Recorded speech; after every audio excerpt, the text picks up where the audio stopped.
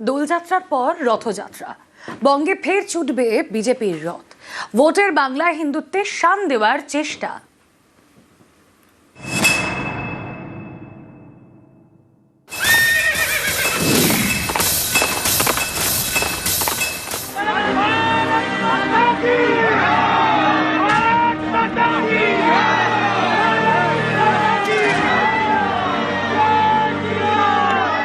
বসন্তের বাংলায় ভোটের হাওয়া, ভোটের পালে গেরুয়া হাওয়া তুলতে ফের বাংলায় বিজেপির রথযাত্রা। ৩রা মার্চ দোল, এই দোলযাত্রার পরেই শুরু হবে বিজেপির রথযাত্রা।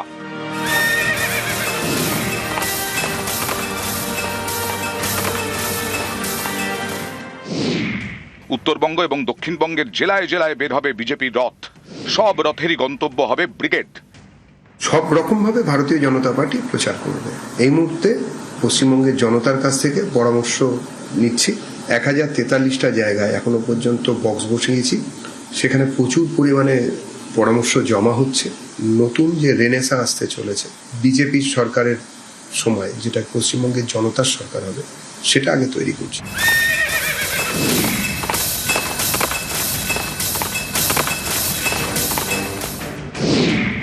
2024-এর লোকসভা ভোট এবং 2021-এর বিধানসভা ভোটের আগেও বাংলায় রথ বের করে বিজেপি।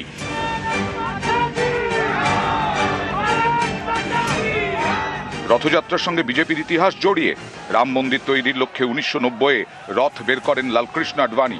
গুজরাতের সোমনাথ থেকে উত্তরপ্রদেশের অযোধ্যা পর্যন্ত এ নিয়ে সে সময় দেশ জুড়ে শোরগোল পড়ে যায়। তারপর রাজনীতিতে বহু অদল বদল হয়েছে, কিন্তু বিজেপি রথযাত্রা কৌশল থেকে সরেনি। কারণ পর্যবেক্ষকদের একাংশের মতে এই রথযাত্রা কর্মসূচির মাধ্যমে আজও হিন্দুত্বে শান দেওয়ার চেষ্টা করে পদ্ম শিবির। আমাদের রথযাত্রা বলতে বিজেপির জনসংযোগ যাত্রা বা পরিবর্তন যাত্রা। সেই পরিবর্তন যাত্রার প্রথাগত ঘোষণা উপযুক্ত সময়ে হবে। 10টি বিভাগ আছে, 9টি বিভাগে 9টি আমাদের সভা হবে। সেখানে আমাদের কেন্দ্রীয় নেতৃত্ব আসবে, নীতিন গাডকারি থেকে শুরু করে অমিত শাহজি থেকে শুরু করে, তারা 9টি সভা করবে। শনিবার বিজেপির সল্টলেক অফিসে কোর কমিটির বৈঠক হয়। সেখানেই সিদ্ধান্ত নেওয়া হয় এই রথযাত্রা নিয়ে। তবে রাজনৈতিক মহলের অনেকেই মনে করছেন, জনসংযোগের মাধ্যমের পাশাপাশি এই রথযাত্রা বা রথ বের করার মাধ্যমে ধর্মীয় মেরুকরণের রাজনীতিতেই শান দিতে চাইছে বিজেপি। ক্যামেরা দীপঙ্করের সঙ্গে সুস্মিতা, নিউজ 18 বাংলা, কলকাতা। ভোটের বাংলায় যুবদের মন বোঝার চেষ্টা বিজেপির। জেলায় জেলায় বিজেপির যুব আড্ডা কর্মসূচি। কাল থেকে 25শে ফেব্রুয়ারি পর্যন্ত যুব আড্ডা করবে বিজেপির যুব মোর্চা। বিধানসভা ভিত্তিক 30 জায়গায় চা চক্রের মাধ্যমে জনসংযোগ পরিকল্পনা বঙ্গ বিজেপি। আমরা যুবকদের কাছে যাবো, আমাদের যুব মোর্চার নেতৃত্বে আমরা যুবকদেরকে বোঝাবো। মুখ্যমন্ত্রী যুব ভাতা দেবে বলেছে, আমরা বলছি সব যুবককে যে আপনারা অ্যাপ্লাই করুন। বিভিন্ন ট্যাক্স থেকে দিচ্ছে, অতএব এই টাকা মমতা বন্দ্যোপাধ্যায় বা তৃণমূল কংগ্রেসের টাকা না। এবং আমি যুবকদেরকে বলবো, আপনাদের হাতে 25,000-এর চাকরি হওয়ার কথা, কিন্তু আপনাদেরকে যারা 1,500-এর জন্য দাঁড় করাচ্ছে তাদের ফর্মটা ফিল আপ করুন, 1,000 টাকা নিয়ে শপথও নিন। যারা দাঁড় করাচ্ছে আগামী দিনে তাদেরকে বাটি হাতে রাস্তায় দাঁড় করাবেন আপনারা। যাদের বিএলএ 2 দিতে পারে না তাদের এই সমস্ত কর্মসূচি হচ্ছে গরুর গাড়ির হেডলাইট। ওই ঘোষণা পর্যন্তই হয়। বিএলএ 2 দিতে পারে না বুথ থেকে, তার আড্ডাটা কে মারতে যাবে? ইলেকশন কমিশনকে দিয়ে বাইরের লোকের এন্ট্রি সিকিউর করতে হয়। তাদের যদি সব এলাকায় 4টে ছেলেও থাকতো তাহলে তো বিএলএটা অন্তত একজন দিতে পারতো। যেসব বুথে 1 পিস লোক নেই, বলছে আড্ডা করব। জেলায় জেলায় তৃণমূলের ভোট কোর কমিটি। স্থানীয় নেতাদের মধ্যে যেন কোনো দ্বন্দ্ব না থাকে, সবাই যেন একজোট হয়ে ভোটে লড়েন, এটা নিশ্চিত করার দায়িত্ব দেওয়া হয়েছে তৃণমূলের ডিস্ট্রিক্ট ইলেকশন কোর কমিটিকে।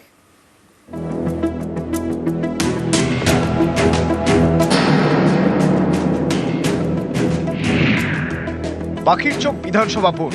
ভোটের জন্য জেলায় জেলায় কোর কমিটি তৈরি করেছেন তৃণমূল। এই প্রথমবার নাম ডিস্ট্রিক্ট ইলেকশন কোর কমিটি। এটা সাংগঠনিক নেতৃত্ব সকলের সঙ্গে কথা বলে মসৃণ সাংগঠনিক কাজকর্ম এবং মসৃণ জনসংযোগ। আর নির্বাচনের তো কিছু বিশেষ ধরনের কাজকর্ম থাকে, যেখানে যেখানে দল মনে করেছে সেই প্রয়োজনটা কোর কমিটি দিয়ে সকলকে নিয়ে ভালোভাবে করা যাবে করেছে। একসময় জেলায় জেলায় তৃণমূলের পর্যবেক্ষক পদ ছিল, তা বহুদিন হলো উঠে গিয়েছে। এবার ভোটের আগে তৈরি করা হয়েছে ডিস্ট্রিক্ট ইলেকশন কোর কমিটি। এই কমিটি দেখবে জেলায় নিচু স্তরে যাতে দ্বন্দ্ব মাথাচাড়া না দেয়। জেলা ভিত্তিক সংগঠনের সর্বস্তরে সমন্বয়, সংশ্লিষ্ট সাংগঠনিক জেলায় ভোট প্রচার এবং ভোট ম্যানেজমেন্ট, জেলার সব স্তরের নেতাকর্মীদের নিয়ে কাজ করবে এই কমিটি। ডিস্ট্রিক্ট ইলেকশন কোর কমিটিকে জেলা নেতৃত্বের সঙ্গে সমন্বয় রেখে কাজের নির্দেশ দেওয়া হয়েছে। তৃণমূলের বারাসাত, বহরমপুর, জঙ্গিপুর সাংগঠনিক জেলায় ইতিমধ্যেই এই ভোট কোর কমিটি তৈরি করা হয়েছে। লোকসভা ভোটে বারাসাত, বহরমপুর, মুর্শিদাবাদ এবং জঙ্গিপুরে ঘাসফুল ফুটেছে, তবে বিধানসভা ভোটের আগে নিচু স্তরে সমন্বয়ের নানা অভিযোগ সামনে এসেছে। বারাসাত ডিস্ট্রিক্ট ইলেকশন কোর কমিটিতে রয়েছেন 16 জন, আহ্বায়ক রথিন ঘোষ, সহ আহ্বায়ক জ্যোতিপ্রিয় মল্লিক। এছাড়াও কমিটিতে রয়েছেন কাকলি ঘোষ দস্তিদার ও সব্যসাচী দত্ত।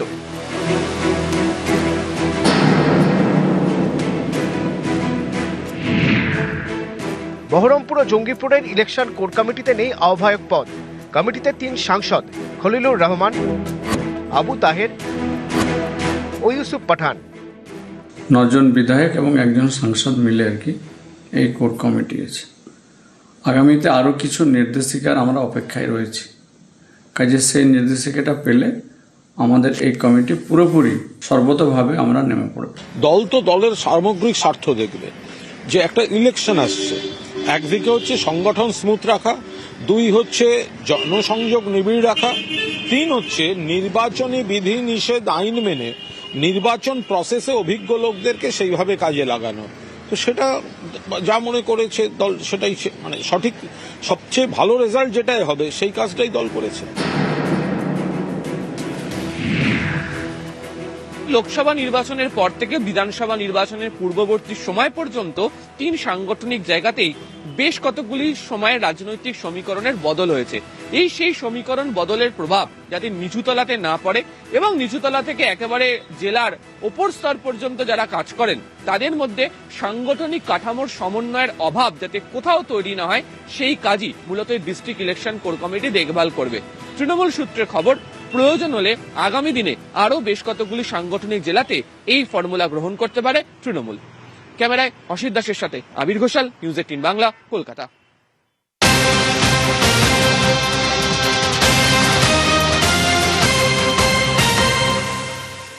দ্বিতীয় দিনে যুবসাথীতে 8 লক্ষের বেশি আবেদন। যুবসাথী ক্যাম্পের আজ দ্বিতীয় দিনেও জেলায় জেলায় এই শিবিরগুলোতে, যুবসাথীর শিবিরগুলোতে লম্বা লাইন।